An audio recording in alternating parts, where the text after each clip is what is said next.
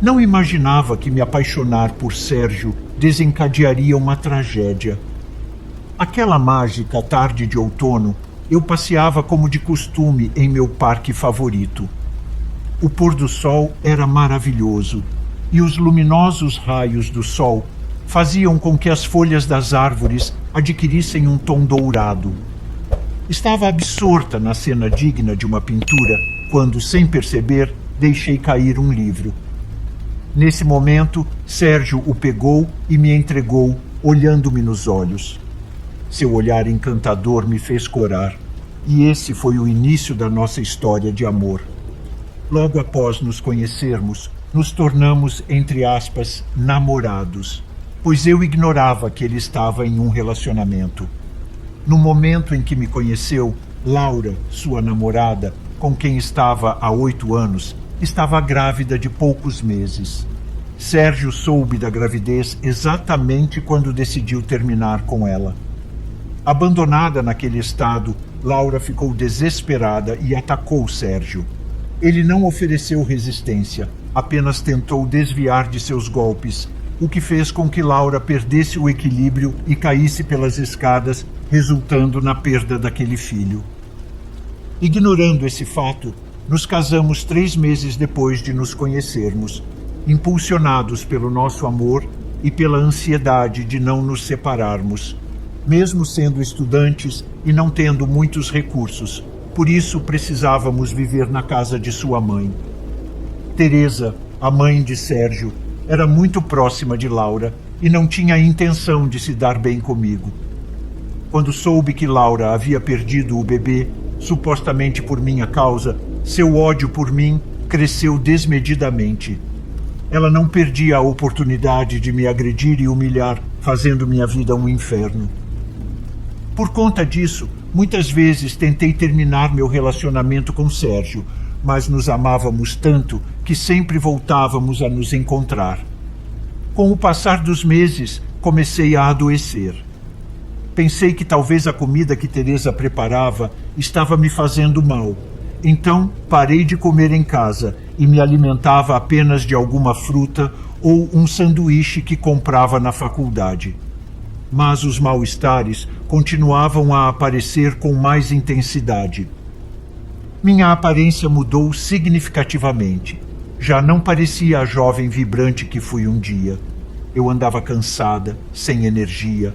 Meu cabelo estava opaco e sem vida. Minhas unhas estavam amareladas e frágeis, e todas as manhãs aparecia com olheiras profundas.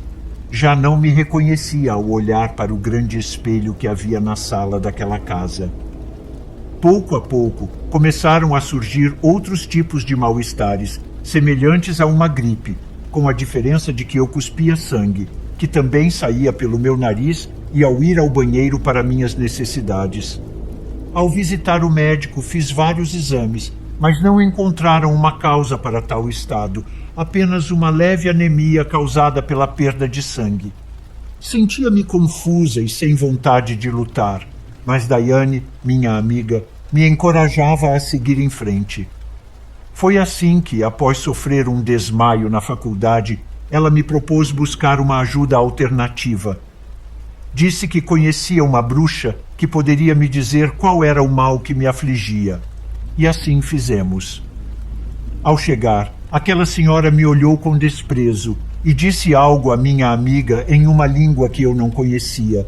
E minha amiga respondeu da mesma forma, mas levantando ainda mais a voz. Eu não tinha ideia que Daiane conhecesse dessas coisas. Depois dessa cena, ela me fez entrar a contragosto em uma pequena sala onde havia muitos objetos que me assustavam. Imagens de santos, velas negras e algumas ervas. Pediu que eu me sentasse e começou a fazer um ritual com orações e cantos. Em poucos segundos comecei a vomitar.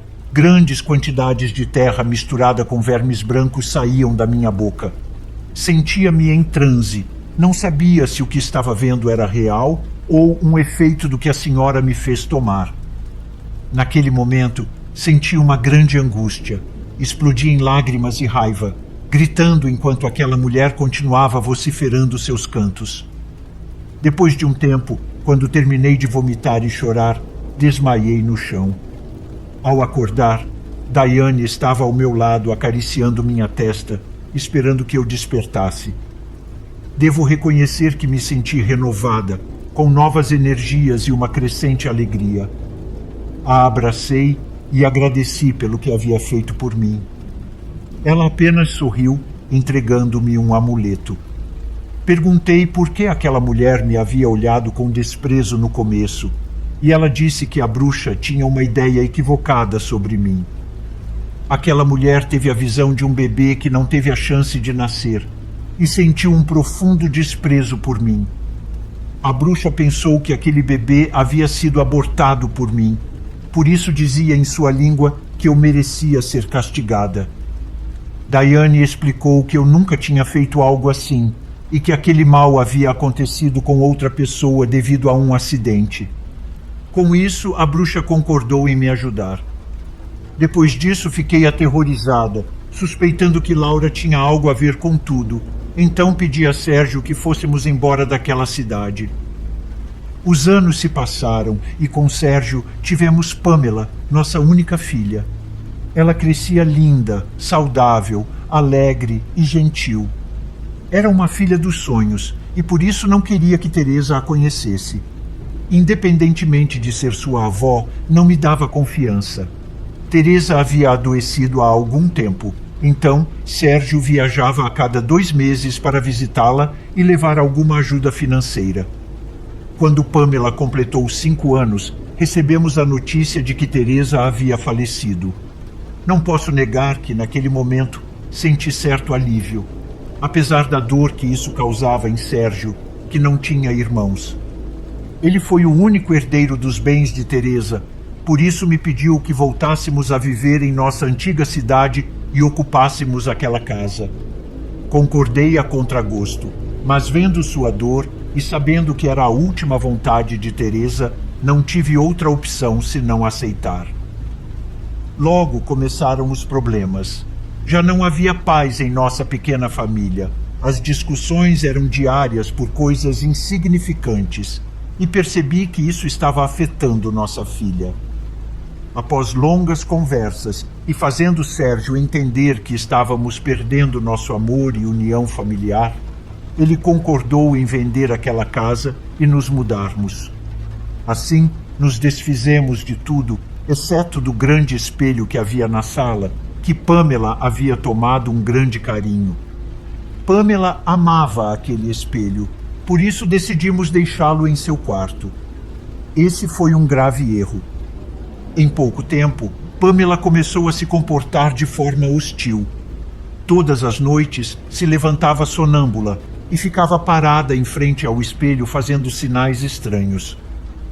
No início, pensei que fosse algo normal, devido à grande quantidade de mudanças pelas quais nossa família havia passado. Levei minha filha para terapias com um psicólogo infantil, mas isso não trouxe resultados. Logo percebi que ela tinha os mesmos sintomas que eu havia sofrido na época em que vivíamos na casa da minha sogra. Sangramentos excessivos, cabelo opaco e sem vida, e unhas amareladas, sem um diagnóstico claro dos médicos, além de uma leve anemia. Já desesperada com a possibilidade de perder minha filha, recorri novamente a Daiane, o que foi muito difícil, pois ela não morava mais na mesma cidade. Após uma busca exaustiva, consegui encontrá-la, assim como a bruxa, que já estava em idade muito avançada e quase não se lembrava de mim. Mesmo assim, viajei com Pamela, colocando todas as minhas esperanças naquela mulher que poderia nos ajudar. Novamente, ao ver minha filha, ela expressou horror e, mais uma vez, inicialmente se recusou a nos ajudar. Mas, como da primeira vez, Daiane interveio e a convenceu a nos ajudar. O ritual que ela realizou foi o mesmo que havia feito comigo, porém, dessa vez, durou mais tempo. O espírito que estava preso a ela era muito forte e resistia em deixá-la. Eu sentia que estava perdendo minha filha. Tentava ser forte por ela, mas a desesperança me dominava. Me ajoelhei no chão e gritei com todas as minhas forças para que o deixasse em paz, que minha filha não lhe pertencia. Naquele momento, uma fumaça negra saiu da boca dela e ela começou a vomitar terra junto com os já conhecidos vermes brancos. A bruxa continuava com seus cânticos, cada vez com mais intensidade, até cair exausta no chão. Depois disso, reinou o silêncio e Pamela desmaiou. Exausta, segurei minha filha nos braços, acariciei seu rosto e disse para ela ser forte, que eu estava com ela e daria minha vida, se necessário, para que ela se salvasse.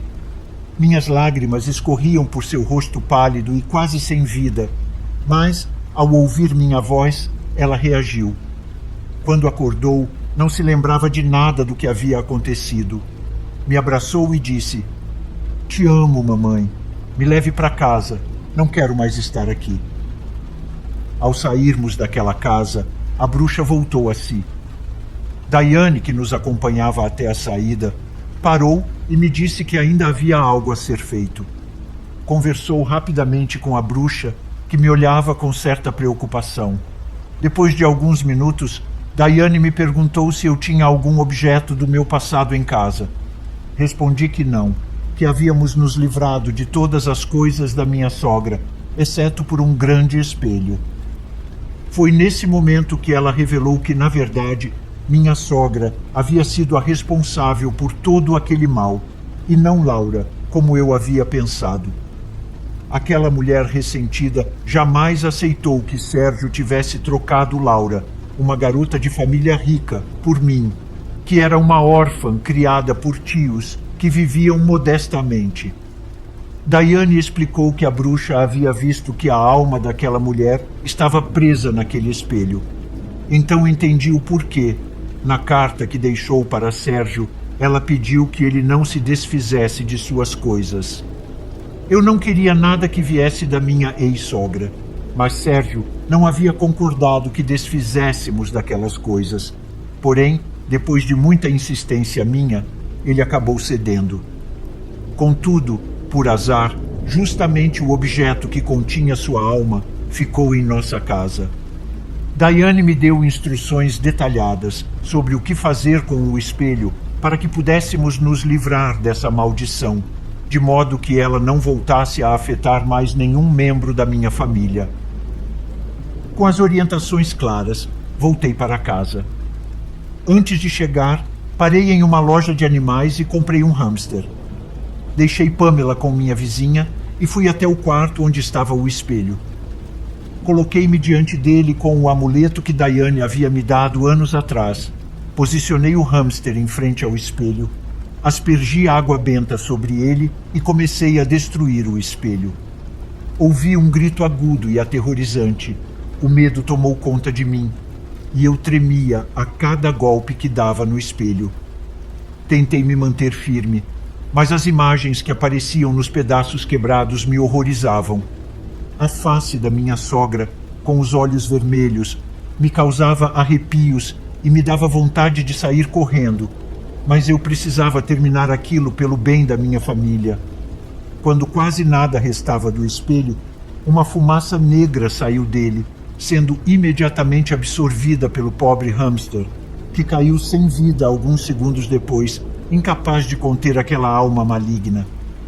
Seguindo as instruções de Daiane, juntei os pedaços do espelho e o hamster, aspergi-os com água benta, envolvi tudo em um pano preto e coloquei dentro de uma caixa, amarrando-a com uma fita vermelha.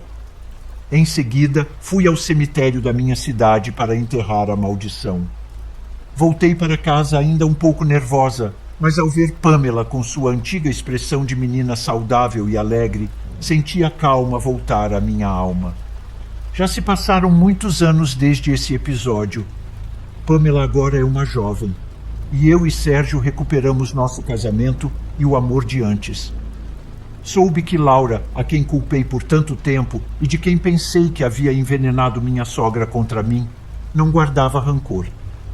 Pelo contrário, ela era uma boa mulher que perdoou Sérgio e nunca mais o procurou. Depois de terminar com ele, refez sua vida e formou uma linda família com 5 filhos. Às vezes, culpamos as pessoas erradas pelos nossos males, sem perceber que o pior inimigo pode estar mais próximo do que podemos imaginar.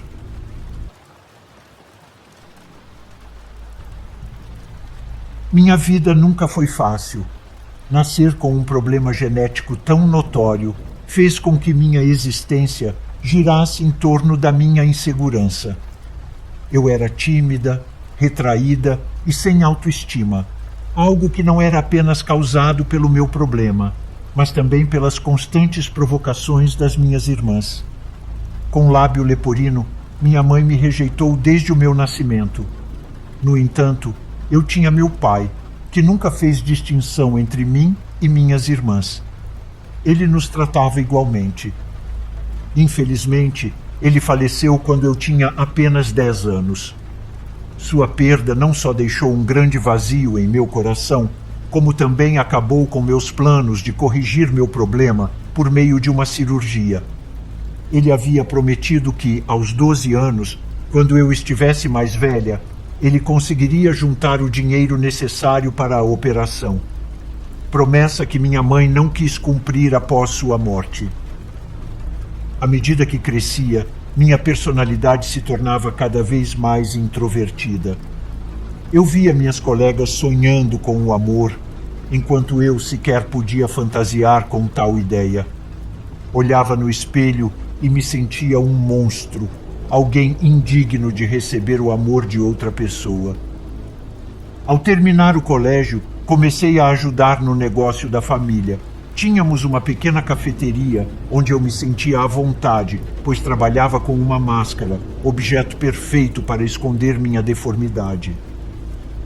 Foi naquele lugar que recebi meus primeiros elogios, tanto pelas minhas preparações quanto pelo meu olhar cativante, segundo alguns clientes. No entanto, quando me viam sem a máscara, suas expressões mudavam abruptamente, demonstrando repulsa pelo meu aspecto. Embora alguns tentassem disfarçar, eu já conhecia bem aquele olhar de desprezo. Em algum momento da minha vida, já havia aceitado a realidade de ser uma mulher solitária, mas um evento mudou drasticamente minha forma de pensar. Eu e minhas irmãs descobrimos que nossa mãe tinha uma doença terminal e pouco tempo de vida. Apesar de ela nunca ter sido muito carinhosa comigo, aquela notícia me devastou.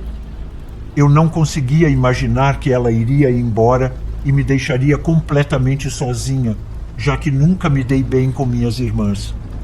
Embora eu não sentisse seu amor, ela nunca deixou de cuidar de mim. Meses após recebermos a notícia, minha mãe faleceu e novamente senti um grande vazio em meu coração. No entanto, durante o funeral, conheci quem preencheria esse vazio. Rafael era um homem encantador, secretário do advogado da minha mãe. Ele não se incomodava com minha aparência. Sentia sinceridade em suas condolências e em suas palavras de apoio durante o funeral. Suas palavras de empatia, dizendo que sabia o que eu sentia, pois ele também havia perdido sua mãe, uma perda que até aquele momento ele ainda não superara, me pareceram emocionantes e genuínas. Aos poucos, nos aproximamos. Desde aquele dia, ele demonstrou total preocupação com meu estado, algo que nunca havia sentido, já que minhas irmãs estavam imersas em sua própria dor, encontrando consolo em seus respectivos maridos. Até aquele momento, eu era a única solteira, e foi por isso que me tornei dependente da presença e da atenção de Rafael. Uma semana antes da leitura do testamento da minha mãe, Rafael me pediu em namoro e aceitei imediatamente, sem hesitar. Para mim, aquele pedido era um sonho que eu jamais teria ousado imaginar, que um homem como ele, bonito, educado, respeitoso e carinhoso, se interessasse por mim sem demonstrar repulsa ou medo da minha aparência. Quando chegou o dia da leitura do testamento, descobri que minha mãe, talvez por culpa, havia me deixado a maior parte dos seus bens, incluindo suas joias, além de uma carta pedindo desculpas por não ter conseguido me amar da mesma maneira que amou minhas irmãs. Isso, obviamente, irritou minhas irmãs, que me humilharam por minha aparência e decidiram que eu não existia mais para elas, virando as costas e me deixando completamente sozinha. No entanto, apesar da dor de sua decisão, eu me refugiei no amor de Rafael, que esteve ao meu lado o tempo todo. Depois disso, Rafael me pediu em casamento. Ele, assim como eu, estava sozinho, tendo tido apenas sua mãe como família, o que lhe proporcionou uma vida muito difícil, com muitas privações financeiras, o que o tornou um homem esforçado. Sua história de vida me comoveu ao imaginar como deve ter sido sua triste infância.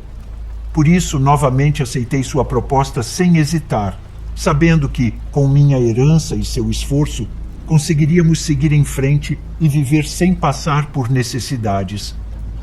A cerimônia de nosso casamento foi bastante simples, sem festa nem convidados, apenas com alguns amigos de Rafael como testemunhas. No fundo, eu jamais teria me permitido sonhar com uma grande festa. Então não me importei em fazer algo que parecia apenas uma formalidade.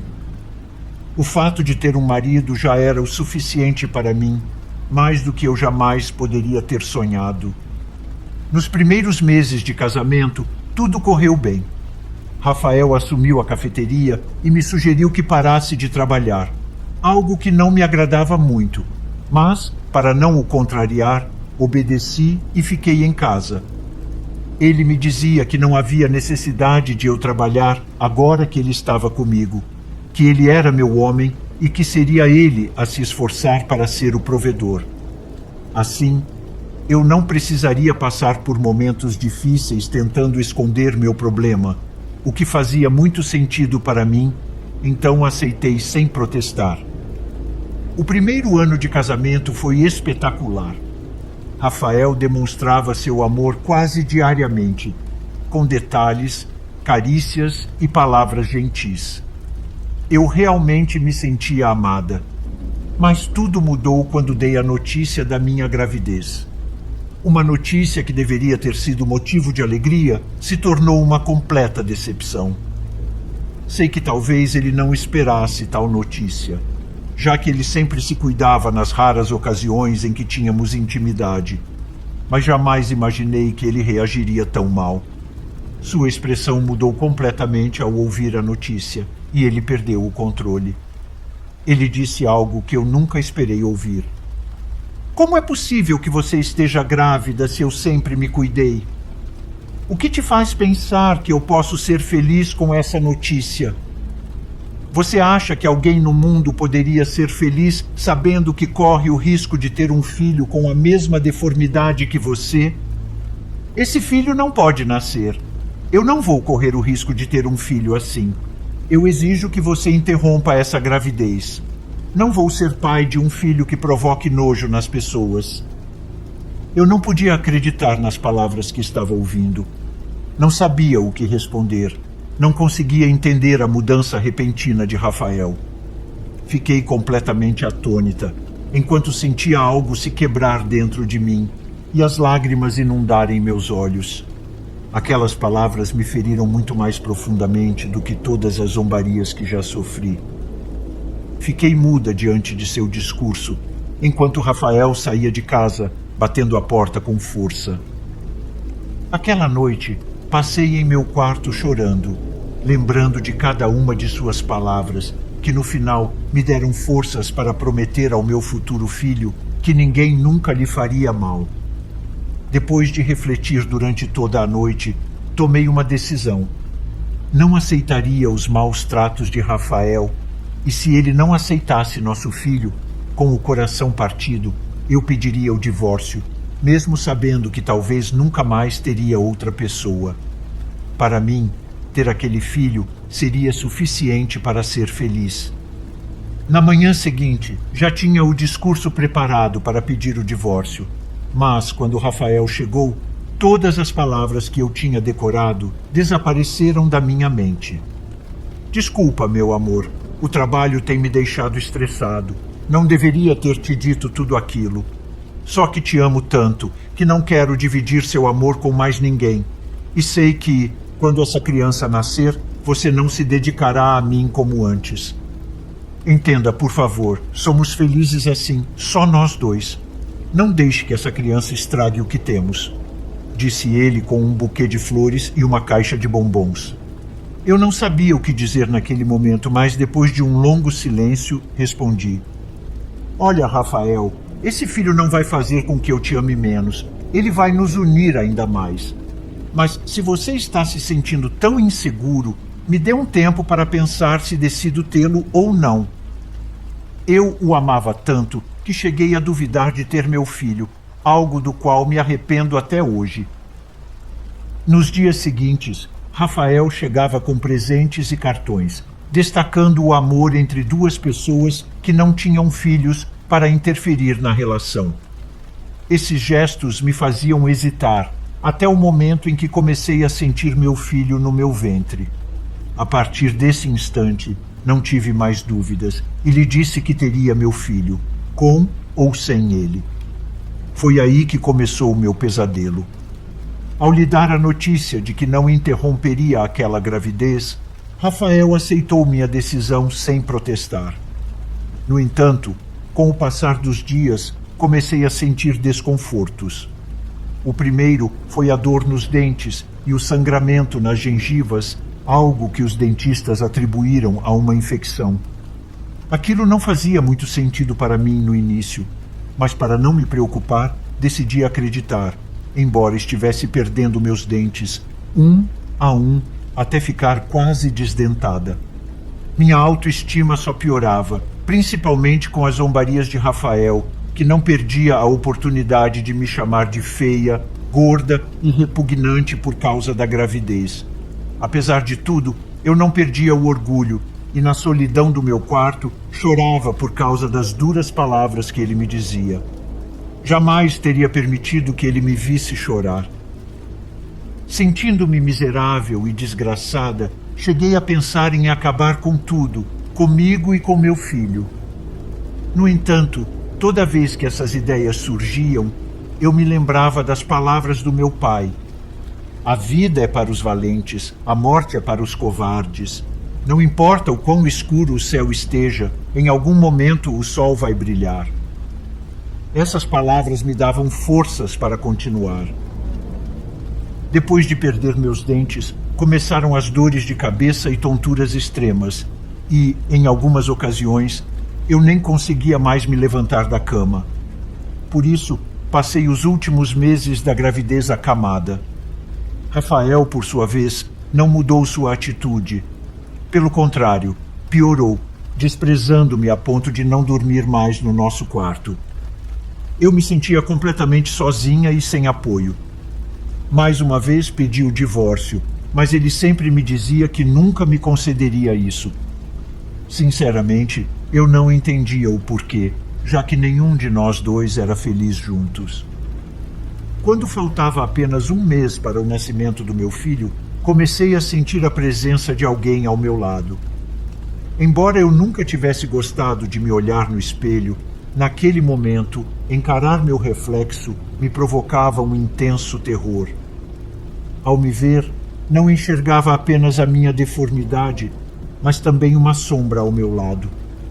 Aos poucos, essa sombra tomava a forma de uma mulher, que colocava as mãos ameaçadoramente no pescoço do meu reflexo. No começo, pensei que fosse apenas fruto da minha imaginação, mas aquela imagem começou a aparecer não só no espelho, mas também em meus sonhos e quando eu estava acordada. Todas as manhãs, eu acordava ouvindo uma voz que me dizia: "Você não vale nada. A vida não é para você. Liberte-se dessa vida." Essas palavras me atingiam profundamente. Eu não queria ouvi-las, mas a situação se tornou tão extrema que comecei a pensar que talvez fossem verdade. Naquela manhã em que me senti mais fraca do que de costume, fui até a cozinha em busca de uma faca para acabar com tudo. Mas naquele momento meu filho se manifestou. Eu tinha a faca nas mãos, mas uma voz infantil sussurrou nos meus ouvidos: "Oi, mamãe." Estou para chegar. Por favor, me receba com amor. Soltei a faca e minhas lágrimas caíram como cascatas quando percebi o que estava prestes a fazer.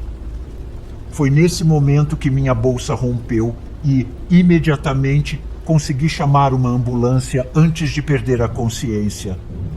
Aquela ligação foi a última coisa de que me lembro antes de começar minha viagem espiritual. Nessa viagem espiritual, minha mãe e meu pai seguravam minha mão e me levavam a um lugar lindo, de uma natureza majestosa. Eles estavam juntos e felizes. Naquele momento, pensei em ficar com eles, mas minha mãe me disse: "Filha, você tem uma vida de felicidade pela frente. Sei que até agora sua vida tem sido só de sofrimento, mas chegou a hora de desfrutar da felicidade ao lado das pessoas que realmente te amarão. Não fique ansiosa, em algum momento voltaremos a nos reunir. Mas por agora, você deve lutar pelo seu filho, que precisa de você, assim como eu precisei de você para entender que o amor não se condiciona a uma imagem física." Depois daquela experiência, acordei no hospital quando uma enfermeira me entregou e apresentou o meu filho. Eu estava totalmente desconcertada. No entanto, ao ver o rostinho dele, me esqueci de tudo o que havia vivido. Naquele momento, nasceu em mim uma nova forma de amar, jamais conhecida antes. Embora meu filho tenha nascido sem nenhum problema físico, ele não foi aceito por Rafael. Ele nem sequer se aproximava do bebê, mas isso pouco me importava, pois eu sentia que o amor que eu tinha por Rafael já havia se dissipado. Então, mais uma vez, propus que nos separássemos, mas ele apenas respondeu que havia feito uma promessa, que apenas a morte nos separaria, sem imaginar que, para ele, suas palavras eram na verdade uma ameaça. Depois de alguns dias, meu filho começou a adoecer, não queria comer e chorava o tempo todo. Perguntei à pediatra sobre seu comportamento e, apesar de todo o seu conhecimento científico, ela não conseguiu encontrar um diagnóstico para os problemas dele. Meu filho não apenas havia parado de comer, como também tremia o tempo inteiro, e seu pequeno corpinho suava, o que me desesperava. A pediatra, junto com seu irmão, que estava fazendo estágio como enfermeiro, vinham quase diariamente ver a evolução da saúde do meu filho. Assim, fomos criando uma amizade, o que me deu confiança para contar-lhes tudo o que acontecia em minha casa à noite. A cada noite, a temperatura caía consideravelmente. Eu me sentia vigiada por presenças que não conseguia ver, mas sentia. Imagens de morte e sangue vinham à minha mente, acompanhadas por um cheiro de carne podre. A pediatra não dava muito crédito às minhas palavras, mas seu irmão demonstrava grande interesse pelo meu caso. Depois de alguns dias de acompanhamento, sem contar a irmã, ele me confessou suas suspeitas de que estávamos sendo vítimas de um trabalho de magia negra, pois ele me confessou que tinha dons e fazia esse tipo de trabalho. Sinceramente, eu não acreditava nessas coisas, mas ao chegar ao ponto de ter que hospitalizar meu bebê, que já estava quase morrendo, fiz tudo o que ele me orientou para acabar com aquela situação. A primeira coisa que fiz foi um ritual para limpar minha casa e minha pessoa. Tudo isso com o apoio de Samuel, o irmão da pediatra. Depois, tive que realizar um ritual de proteção e, para finalizar, o ritual de devolução do mal.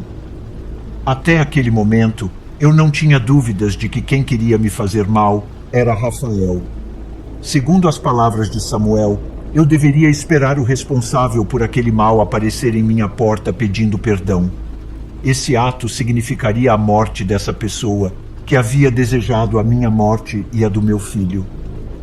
Os dias se passavam e Rafael não apresentava nenhuma mudança.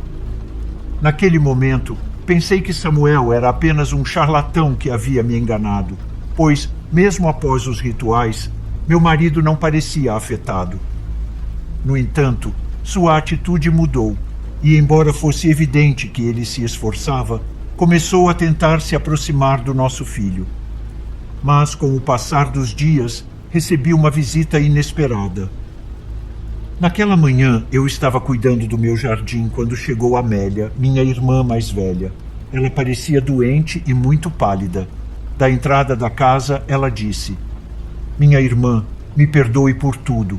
Preciso descansar em paz." Naquele momento, pensei que era fruto da minha imaginação, pois ela se desfez diante dos meus olhos. Porém, após algumas horas, recebi a notícia de que, na verdade, ela havia falecido horas antes dessa visita. Nunca imaginei que minha irmã pudesse nutrir tanto rancor por mim, a ponto de fazer um ritual de magia negra para que eu continuasse sendo uma desgraçada e infeliz. Ela tinha tudo para ser feliz. Era a mais bonita de nós. Tinha uma linda família, mas sua ambição e egoísmo por não ter recebido parte da herança dos nossos pais geraram um grande rancor contra mim. Ela colocou nossas outras irmãs contra mim e desejou a minha morte e a do meu filho, um rancor que, no fim, apenas a prejudicou, deixando seus filhos sem mãe. Às vezes, é de quem menos suspeitamos que recebemos más intenções. Durante todo esse tempo, pensei que Rafael era o vilão que queria minha destruição, mas, na verdade, ele foi apenas uma vítima dos feitiços da minha irmã. Depois disso, Rafael voltou a ser o homem amoroso e preocupado com o nosso bem-estar. O mesmo homem que conheci no funeral da minha mãe. Arrependido de todas as palavras que me disse sem sentir, ele tentou cumprir a promessa do meu pai de me pagar a cirurgia para que eu fosse uma mulher normal, embora, depois de tudo o que vivi, isso seja algo que não me interessa mais. Compreendi que, às vezes, os monstros não são aqueles com algum problema na aparência, mas sim pessoas de aparência bela, com uma alma totalmente corrompida. Nossos olhos podem nos enganar, mas são as ações das pessoas que revelam quem realmente são. Ao deixar nossos preconceitos de lado, podemos perceber, através da nossa intuição, quem está do nosso lado em nossa vida e quem deseja nos prejudicar.